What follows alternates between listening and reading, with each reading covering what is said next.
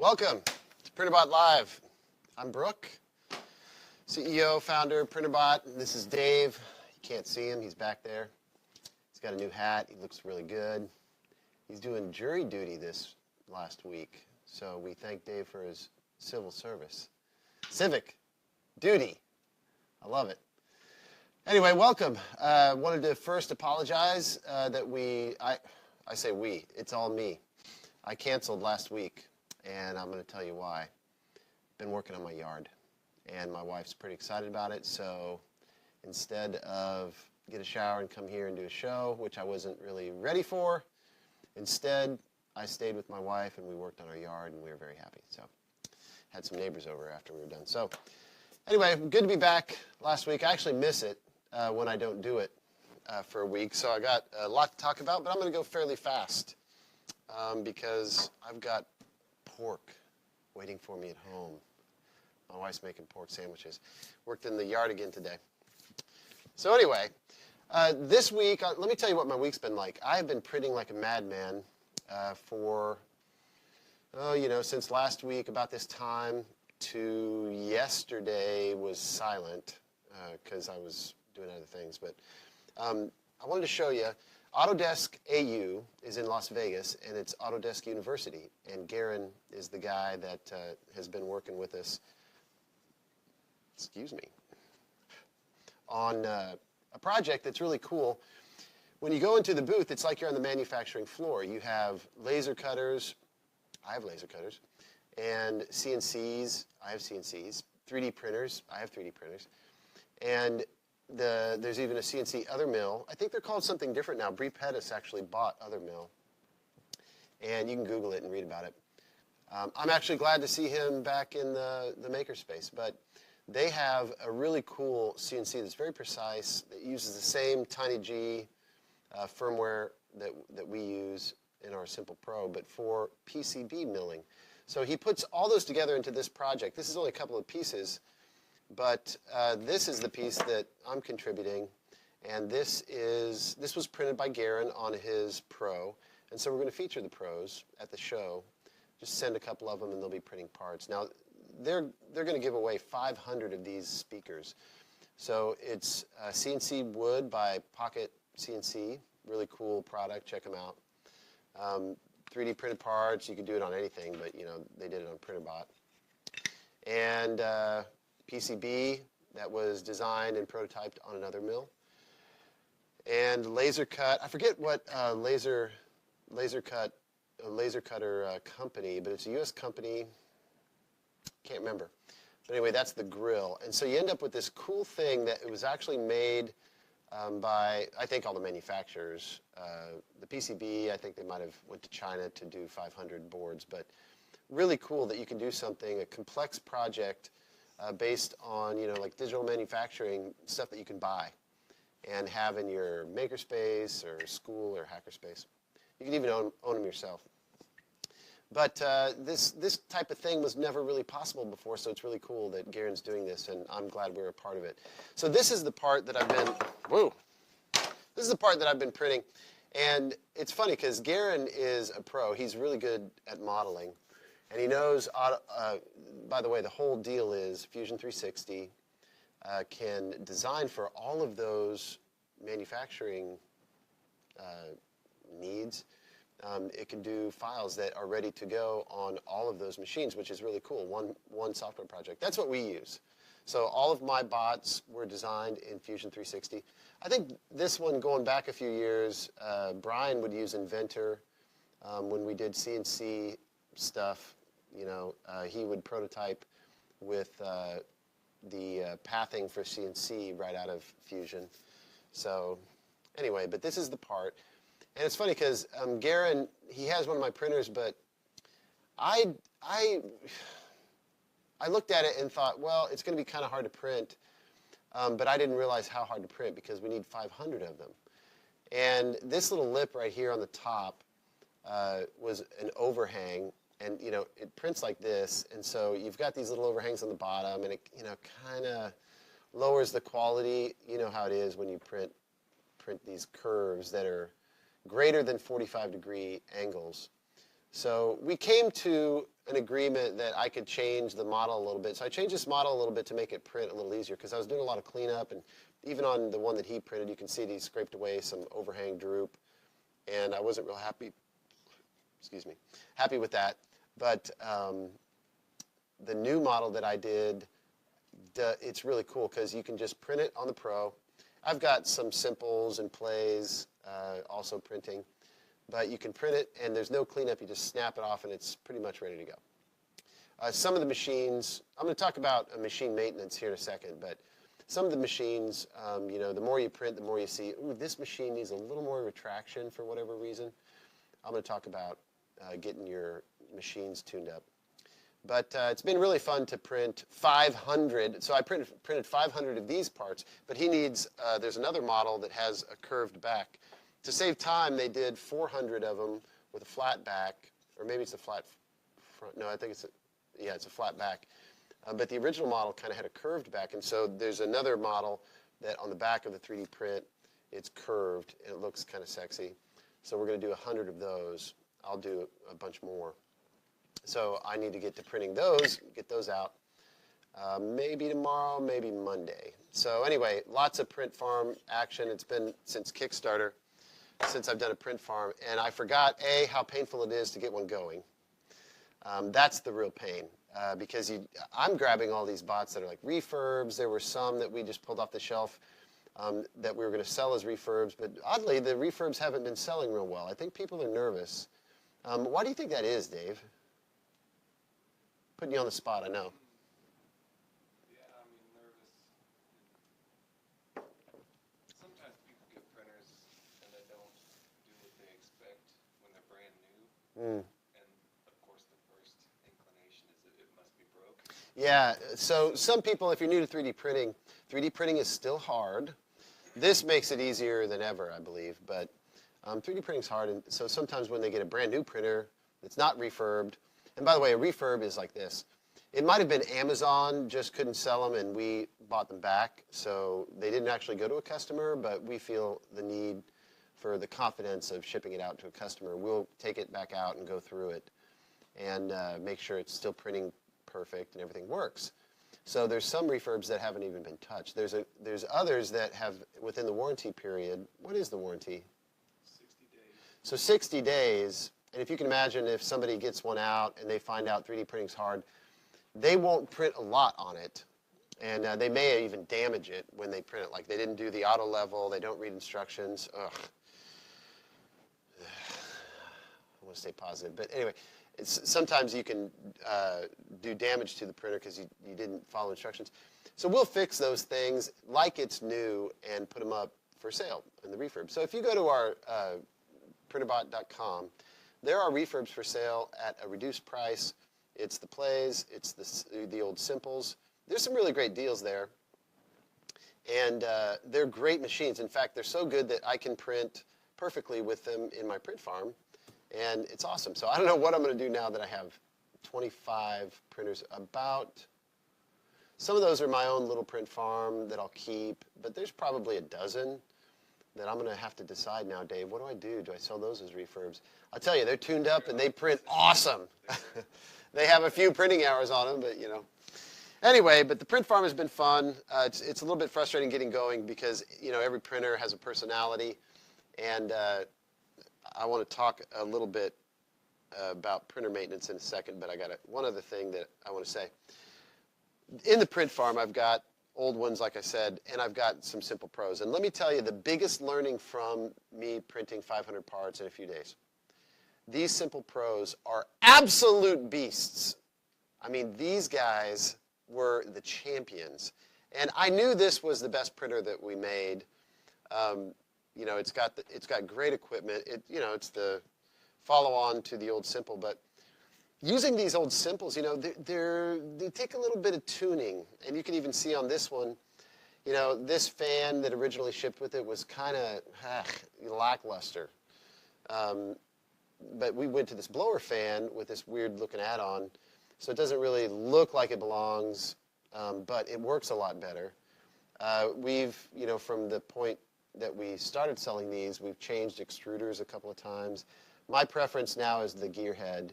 That is my go-to extruder. The motors have changed a couple times, but these motors do great. We've got a couple of different style beds. Some of them have a heat bed on it, and some of them don't. By the way, you may be interested in knowing that all of my print farm, no heat bed. PLA only.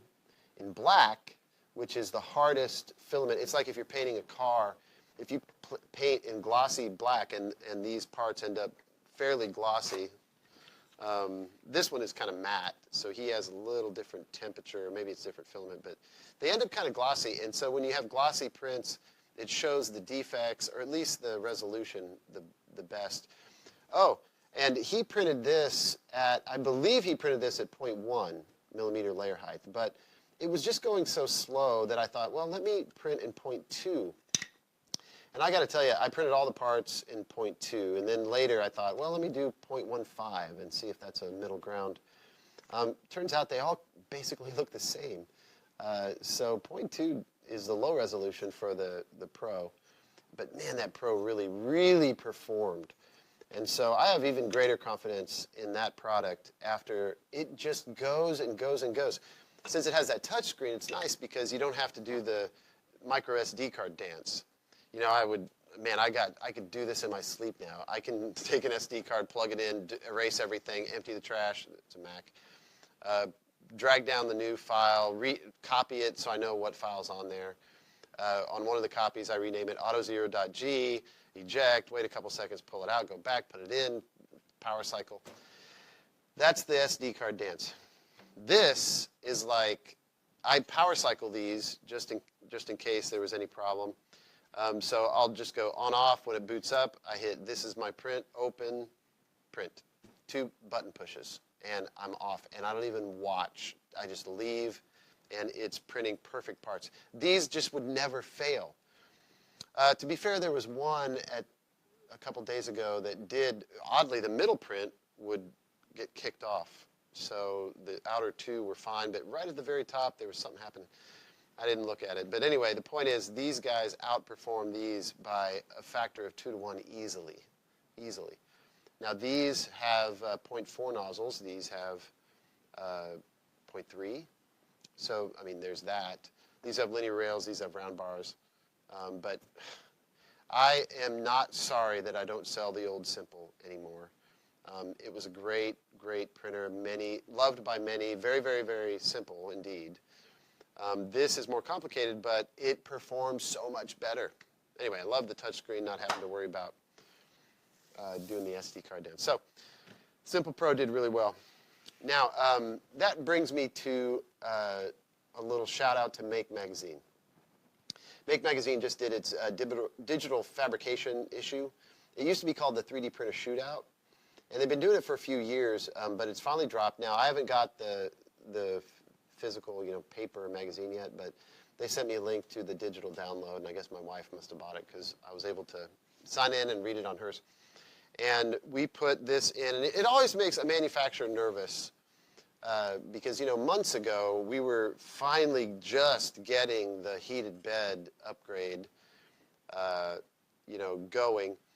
And when they did their shootout, it was back in, what was that, July? It was in July, and so we had just gotten our first prototypes for that. And I was nervous, and the price was $1,000 at the time without heated bed. And we heard from Tom at Tom's Hardware Reviews. You'll see him on YouTube. He does a really good job. So he got one of these, and we sent him with the heated bed, and he said, it's a little expensive. Absolutely, you got to buy the heated bed. And then he wrote me and was like, Brooke, you need to sell these with the heated bed. And they weren't moving very fast, because the competition has come down in price. So I just decided, you know what? I'll take the hit on margin. These belong with the heated bed, and that is now $699 for this printer, heated bed, optionally with the cloud. The Make Shootout, in fact, they had Wi-Fi problems, so they ended up printing USB for their tests. But then the guy that reviewed it took it. I'm probably telling you too much. He took it home just to make sure the Wi-Fi worked, and it worked fine in his house. So anyway, but here's the good news. So I was so nervous because they had some trouble at the shootout. And we had just launched that heated bed, and it has that flex spring steel plate. We have PEI on the surface. It works really, really good. But you're still nervous as a manufacturer throwing it into the mix. And I was thrilled to see that we didn't get first, we didn't get second. I don't even think we got third. They did some kind of weird thing with the Prusa upgrade, giving it a full slot. So if you combine the two, or whatever the Prusa is, and then the upgrade as one printer, because it's the same printer, that 1, 2, and 3, I forget what I don't want to buy the magazine, okay? But we were essentially fourth. And here's the good news. We beat out Ultimaker in overall score, and not by much, and we beat out Lulzbot. And those are the two that I hear about a lot, Lulzbot and Ultimaker, which I respect both of them. I know people with both of them. I know guys that work at both of them, actually. But they're more expensive, and so this is in a completely different price category. And it is, smaller build area, but 6 by 8 by 8 is still respectable. And we did better than them in the overall score, so I was thrilled with that. Now, we also sent an LE, and it did very well. They did say, $500 is a little expensive. It's a limited edition. So, I kind of agree with them. In fact, I don't really even want you to buy the LE. This is so close to it in price that you get so much more with this that I'll probably just retire that LE and call it a day, even though I still have parts left. But anyway, so very happy about the Make shootout, and I hope you go out and buy the magazine. I think the digital copy is $24, which is a little steep. But if you want it now instead of waiting for the print edition, which will, I'm sure, hit shelves very soon, I think they did a really good job. And they were fair. They did, I know these guys, and I love Dale. We're friends. Mike Sinesi, the editor-in-chief, we're friends. But let me tell you, they don't pull any punches. There was a few sentences in there that hurt very badly. Because, this thing, I've had some firmware issues where just weird things happen, and you got a power cycle, and they were like, well, there's that. We're working on improving the cloud for just quick, to be faster. So they were very honest about all the caveats in all of the bots, and I thought they did a good job. So I was really happy with that. So anyway, that's that. Now, printer maintenance. I brought this old one. This is the old Simple. Something I discovered when doing the print farm is you really have to, now with the exception of this one, here's what I would do with the Pro. I'd reach back and I'd check the belts. If they're really kind of guitar string tight on the belts, I'm good, and then I print. That's all I really do with that one. But with this one, I would have, some of them would print great, but not all of them would print the same, and it was kind of frustrating. By the way, this one, everyone would print the same. There was one that had a little more resonance in maybe two, that the surface did look slightly different, and I couldn't figure out why. But these were very, very consistent across other Simple Pros. But these could be wildly different. It was weird. Now, some of them had been used in the print farm, and we switched out some tips, and that improved things, because over time, these tips do degrade. So I just want to talk a little bit about printer maintenance. If you have, what is this? The Simple Pro.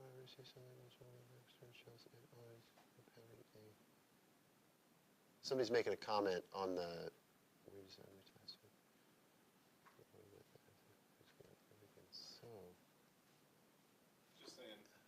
Is this a Pro? A Simple Pro?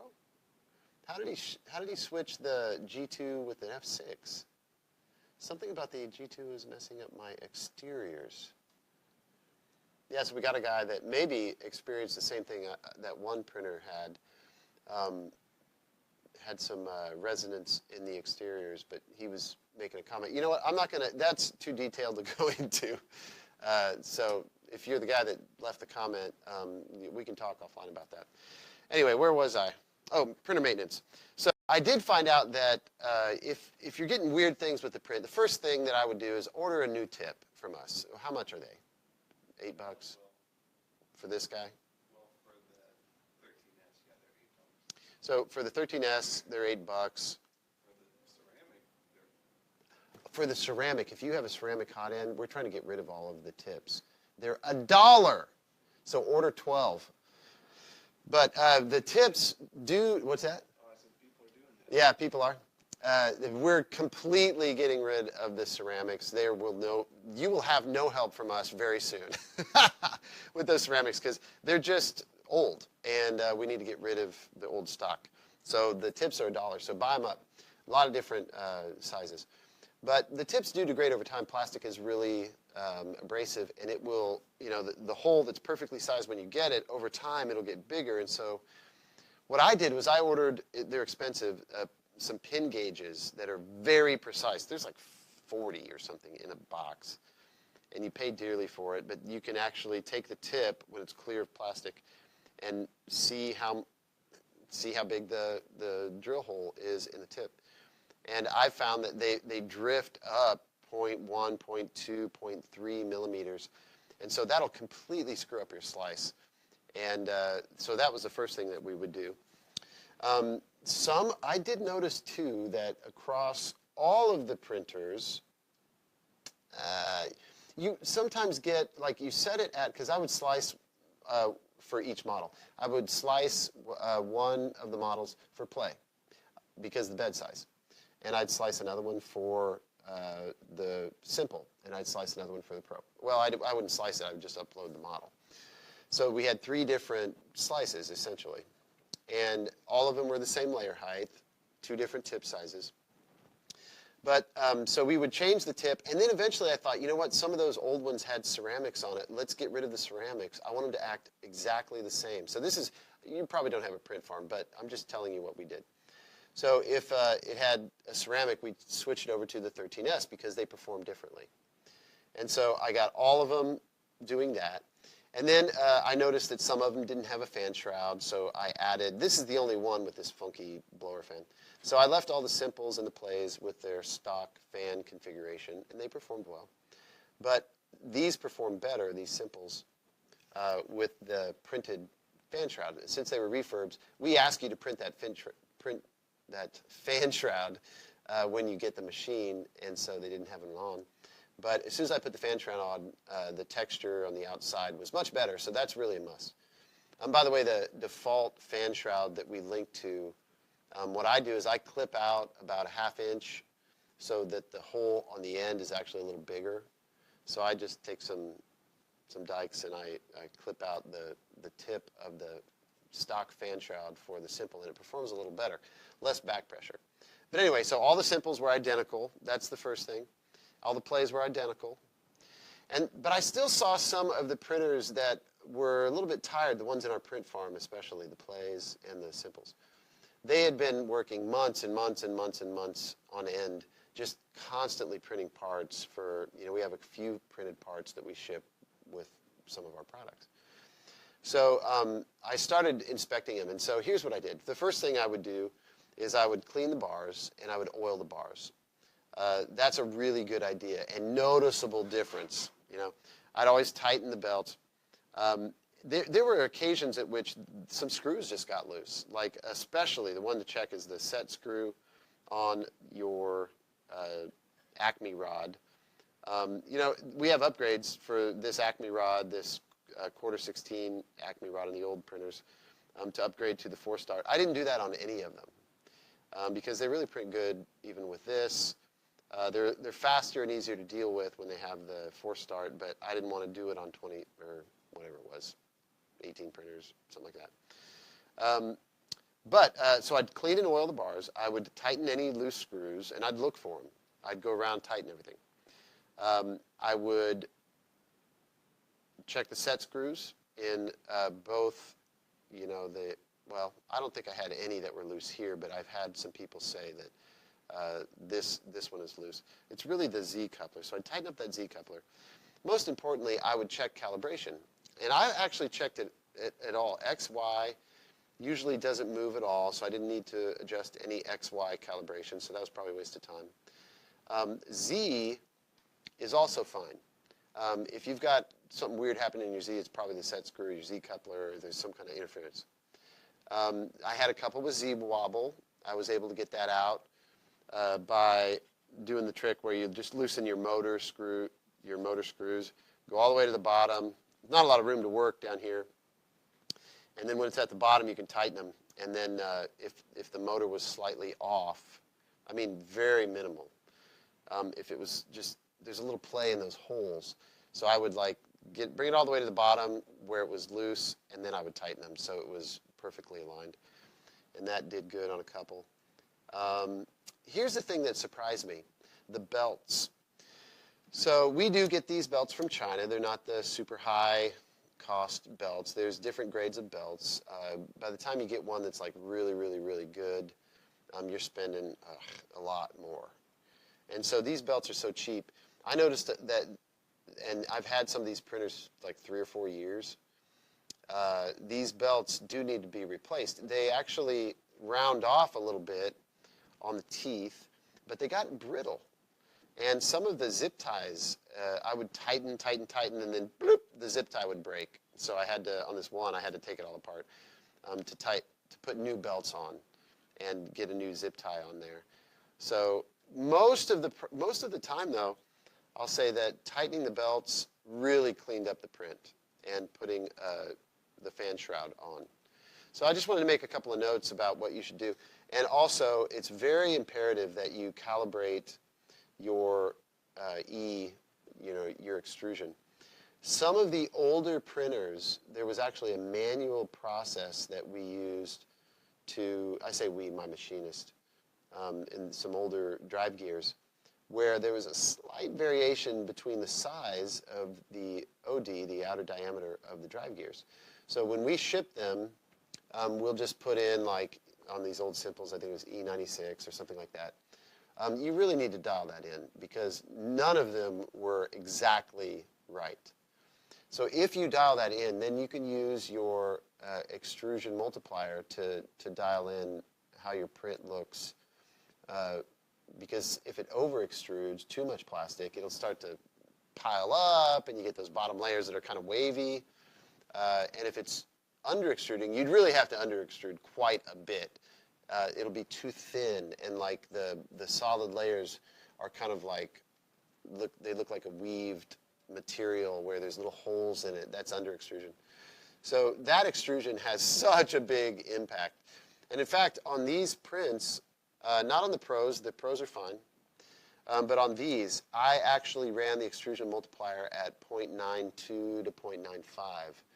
I know this is kind of Geeksville, but if you slightly under extrude, you will get better surfaces. The worst thing for your surface is over extruding. So anyway, some notes from, I did have a couple, by the way, that had, it was funny because I couldn't figure out what it was. Almost half the time, if it was really strange print out of the blue, it was the filament spool. I don't know how they tie a knot in the middle of these spools. But every once in a while, well, actually I do know what happens. So sometimes when you, on these old drive gears, they will twist the filament ever so slightly when you go in. So when you print for days on end, and I was printing, literally I gave these printers no rest. They might have had 2 or 3 hours rest between like 2 a.m. and 5 a.m. after they do their 2-hour print. So these were running nonstop from like last Thursday to Monday or Tuesday, never stopping, and very, very consistent. But over time, it twists the filament in some of those old drive gears, and then when this twists, it starts to like want to get under itself, and it causes weird things. So there's a couple of times where it's just the filament. But also, the heat bed upgrade would sometimes get caught on itself. And on the play, the heat bed upgrade, I had gone through and put zip ties, and the zip tie was getting pulled at the edge of the printer. So just weird stuff, but enough of that. All right, Adopt-A-Bot is going to be for sale today. Dave, where are we at? Not yet, but soon? I can share the link. I can't remember if I published it or not. So lots going on here with the print farm and with a lot of other stuff, the prosthetics that are going out, finalizing the files, a bunch of stuff happening. So it's been busy, and the Adopt-A-Bot has been slow, so I apologize for that. But here's the good news. between me and my wife and my son, I'm trying to keep it off the Printrbot books. At least we have a smaller team now, so I want to make sure that labor of love happens with just my family. But we are ready. So today, the Adopt-A-Bots go on sale for the U.S. only at $99. That will include shipping. The reason they're ready is because the model is done. The BOM has been updated, although I don't have that live yet. Sorry about that. The model has all of the screws and stuff in it. So I need to do my video of the final parts with the final printed parts. A bunch of them have changed slightly. So I've got some improvements in the model, 1.1 or 1.2, I forget what it is. So you'll see very soon. We're going to put it live. Don't print them yet. Give me a day. I can do it tomorrow. But we'll finalize the files tomorrow and the BOM, and the last thing to do is to put the nuts and bolts in the box, and we're ready to sell 100. About 25 are ready to ship. We just have to put them in the box. So we've made slow progress, but now we're ready. Now, a couple of notes on the Adopt-A-Bot. I can't stress enough that these are intended for donation to school. So if you buy an Adopt-A-Bot, it's really a good faith contract where for $99, there's so much value in that kit. Some people are going to rip me off and just take it and use it for their selfish desires. But what we want is for you or the builders or schools even, if they have a kid or a teacher that feels confident that they can get through the build process, because you have to print parts. You have to print your own parts. It's not a full kit ready to just assemble and use. You have to print parts, so it's hardware stuff. But the value in there is way beyond $99, especially when you see that we're going to just cover the shipping for the U.S. So there it is. We've got 100. We've got all the parts, everything for 100 Adopt-A-Bots. What you should do, if you're interested, is order the kit and choose a local school to support and donate that Adopt-A-Bot to. I'll link to the Adopt-A-Bot website so you can kind of see what we're trying to do. But we do have some volunteers that they didn't have to buy it. They're going to they're going to print and build them and donate those to schools that are willing to pay. Some builders don't have to pay, they're just builders. But we've got this community that's really stepping up to train and support a local school. So if you get an Adopt-A-Bot, it's not for you. You're adopting a bot that you're going to visit periodically at the school when they need help. But it's really a RepRap printer, is very small, that for very little money you can get a school started with 3D printing. Now, it's not a perfect printer.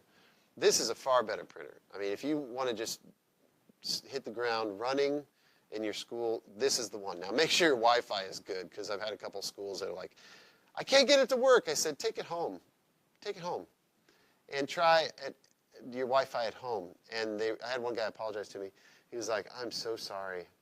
I was so mad at you because I took this bot to my school, and I just could not get it to work. He was so mad.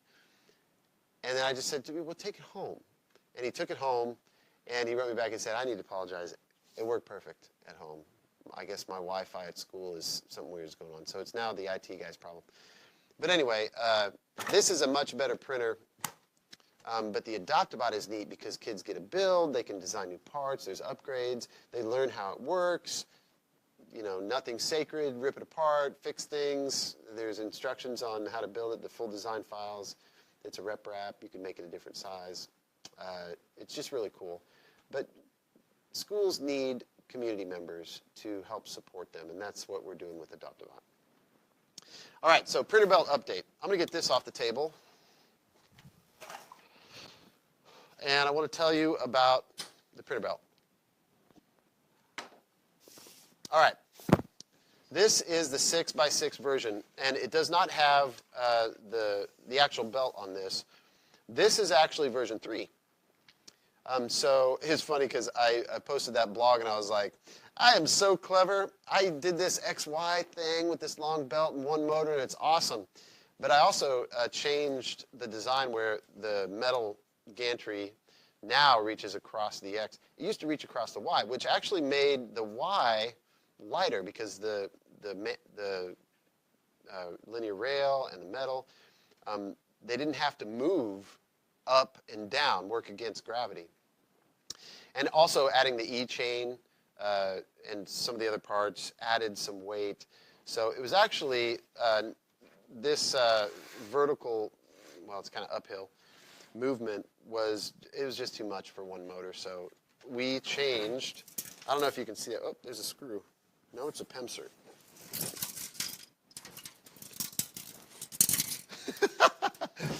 Anyway, now we have two motors. So there's one here, and they do work in tandem on the Y. You just need that power to go uphill with this gantry.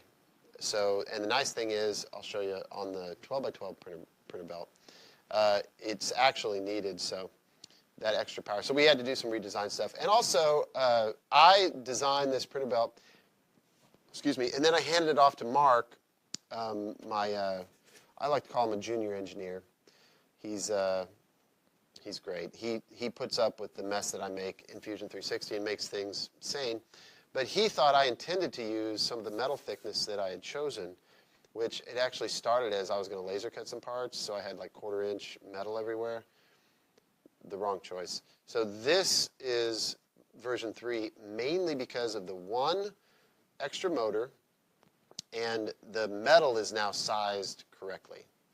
We had way too thick a metal on some of these parts. So like instead of 1/4 inch, this is 3/16. Instead of aluminum, this base is steel and much thinner gauge. So anyway, we're done with the design. So that's what it looks like. We don't have the belt on here yet, but we've got more power on the Y, so that it was skipping occasionally. So I'm pretty excited to get these rolling. I'm going to be working on that tomorrow. So that's the 6-inch. Now, it is a big printer. There's a lot of metal involved here. You know, we put the full bottom on it. This top plate comes off. Oh, this does show you, I don't know if you can zoom in here at all.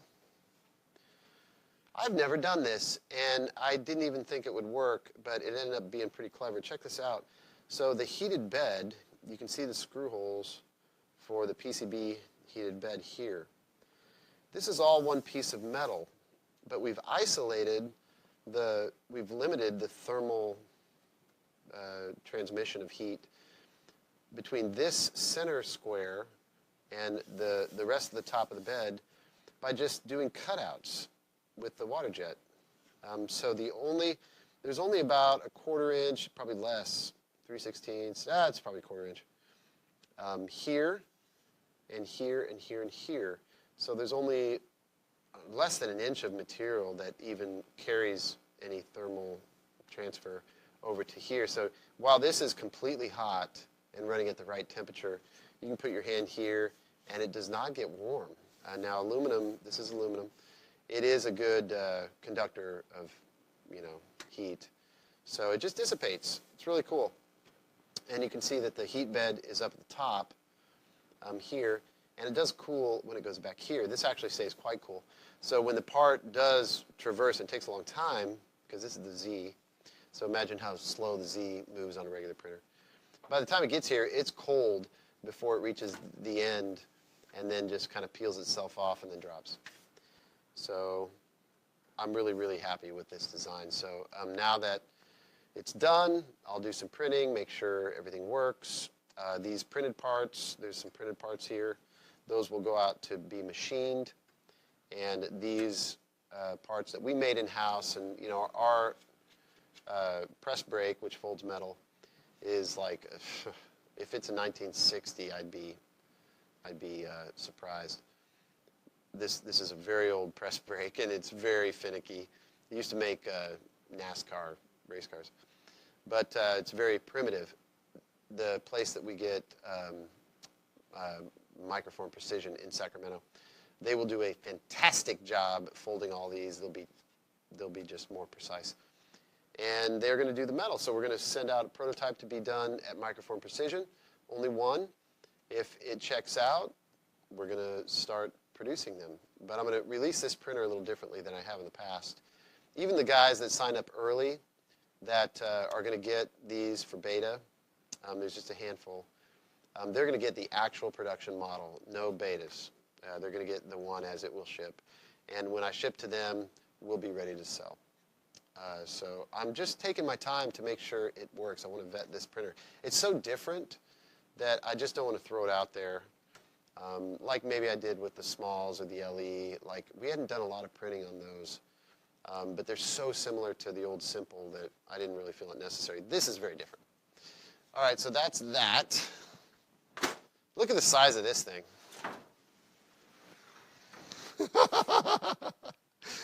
This is huge. Now, I'll answer that question in a second. The reason that this isn't finished is we ran out of material.